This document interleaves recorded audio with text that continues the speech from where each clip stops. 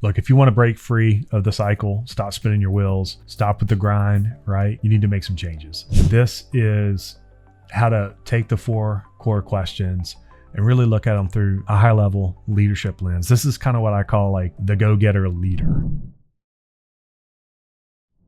And this is in honor of my dad, who was an entrepreneur. His dad was an entrepreneur who started the business. My dad took over. And I'll just tell you, I guess 1994, I'd been working for my dad in summertime and things like that. And around that time, the internet was obviously coming on. You guys maybe remember America Online, AOL. And my dad had a personal computer early before a lot of other people, and I showed a lot of interest in it. And I remember having this conversation at the kitchen table and talking about me taking over Dad's business one day, and zero hesitation. And he looked at me and said, "You're not going to take over this business. In fact, you're not going to work with me after this summer." And it was a real shocker to me because I always thought I would be picking up the family business. I would be the 3rd generation of McCulloughs. And what my dad saw that I didn't know and understand, because in my infinite wisdom of 16 years old or whatever that was, he knew that technology and computers and innovation and stuff was way more in my wheelhouse. So I saw all that and I just thought that was going to be my story. And Dad really helped me change my story. And shortly after, about 2 years later, I started my first business, well, real business, I guess is a better way to say that. And I went on to build that company into an e-commerce company, which I sold in 2005. So really, Dad helped push me on the right direction for my future and my career. And one of the things that Dad used to say all the time was I was a real go-getter. And this is kind of in honor of that, being a go-getter leader. And how do you see what we've been talking about with the 4 core questions for yourself, the 4 core questions in one-on-one, the 4 core questions with a team, working individually together? How do you see all this now at a much higher level? And I've got 9 principles I want to walk you through. Number 1, you've got to get strategic. You've got to see the bigger picture. And this is what helps put the pieces on the board. So you know what the bigger picture is, because we have the thing that we're looking at and what we're always focused on, but we have to see the broader perspective. And we do that by using the questions like the 4 core questions to help us see a much bigger picture in the organization. And it's even better when we have trained others to use the same 4 core questions so we can have a shared dialogue around what it is that's going on in an organization to drive near-term and long-term results. And this is a big part of the altitude adjustment, right? This is the work on the business, not in the business. And we do that by seeing the bigger picture, not being stuck in the weeds, but being able to click up another level. But just seeing the big picture alone isn't enough, right?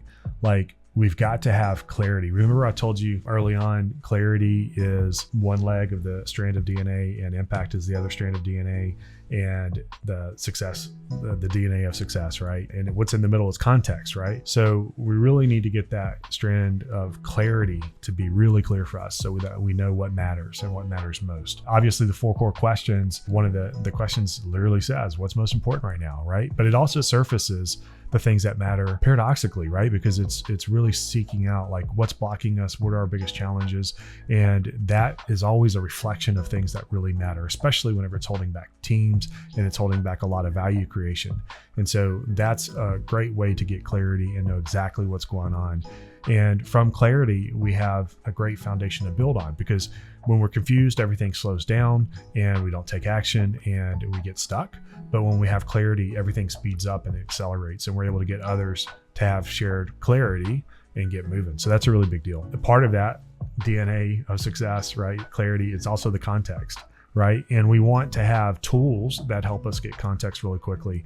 And hopefully by now you're realizing how effective the 4 core questions are as an internal diagnostic to ask yourself, as a one-on-one diagnostic to facilitate with someone else so you can help pull it out of them, and then in the team dynamic to help build a dynamic picture of what's going on across experts, multiple departments, or people on a project or whatever else, right? When we understand the full picture and we have all these pieces and we have context, now we can really turn the corner on getting focused.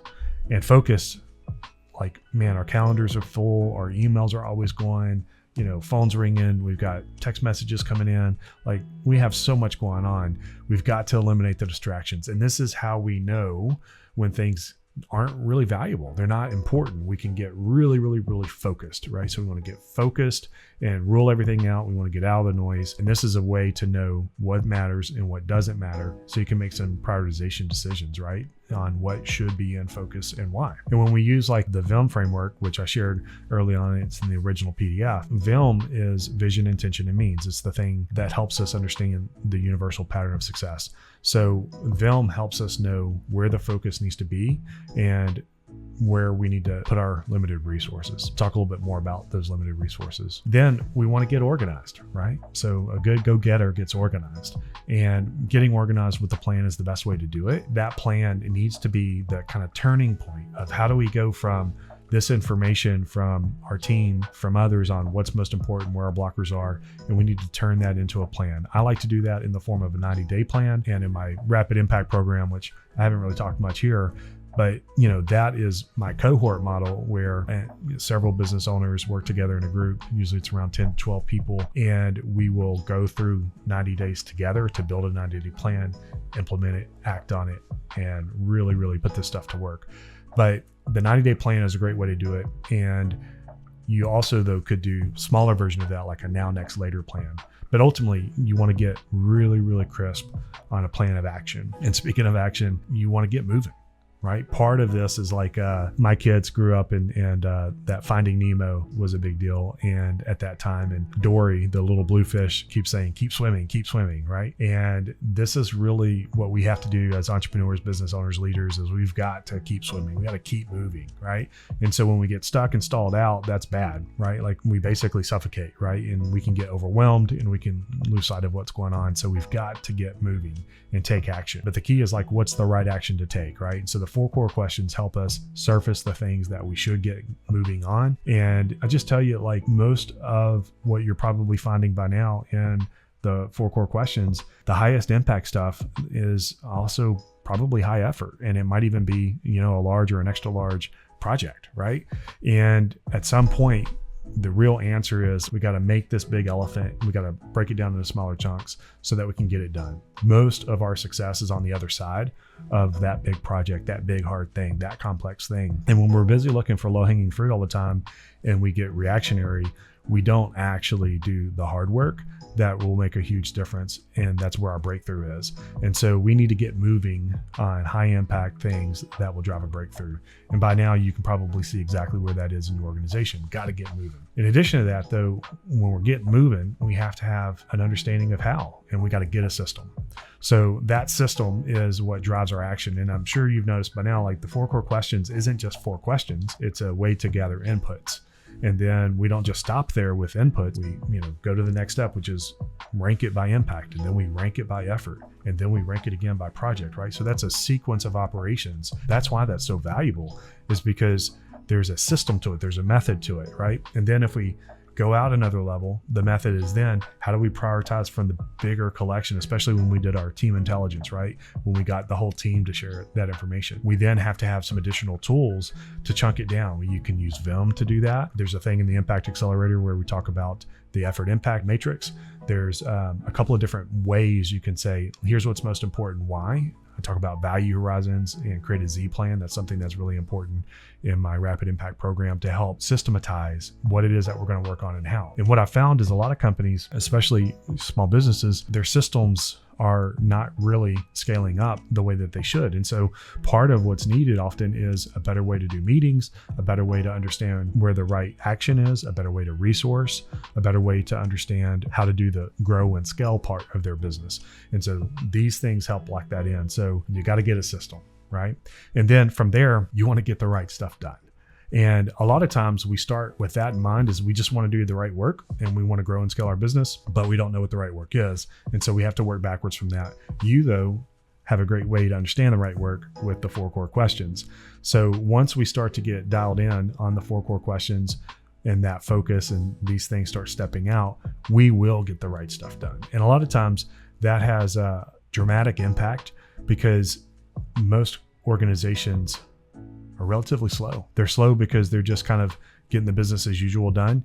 And that's a slow growth mechanism. But when you do this and you do it on a regular basis, 30 days, 60 days, 90 days, you get to turn over faster. You get to build value faster. You get to create outputs faster. You get to ship work faster. You get to solve the hard problem faster, right? So like imagine if one of your biggest challenges right now is that you need a particular tool, and that tool, like let's say it's CRM, for example, you need a tool, but you haven't implemented it. And as a result, your sales cycle is longer, your organized sales pipeline is longer. All these things are like just longer and slower, right? And so it takes longer to get sales done, get it to a proposal state, and then do, negotiate it, and then one lost, whatever, right? And there's no nurturing involved. Whereas when you put that in place, what if all of a sudden your sales cycle goes from like 3 months sales cycle to 3 weeks, right? Well, that's a rapid turnover just by having a better tool, right? And so a lot of that has to do with really good strategy, which I'm going to talk to you more about here in just a minute. But like once we have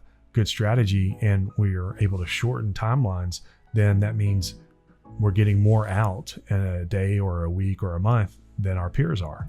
That's great. That means we're getting the right stuff done. We're growing and scaling. We're moving faster and not just staying busier, right? We're working on the right work that creates an impact and drives results, which leads naturally into the whole get results part of this, right? Like that's number 9, get results. What's measurable? What are you trying to get to? What are the outcomes you want? What needs to be true in 90 days? And to do all that is ultimately a function of good strategy, right? And good strategy, I define as being able to know what's valued and what's valuable so that you can prioritize your limited resources around what's valued and valuable to produce leverage. And leverage is always in people, process, and technology to create the future you desire most, right? So when we put these 9 go-getter steps in place, our little flywheel, the way we build our business, run our business, drive our business just gets better, right? We go from a little single speed bike to a 10-speed bike, just like that, right? When we put these 9 principles in place.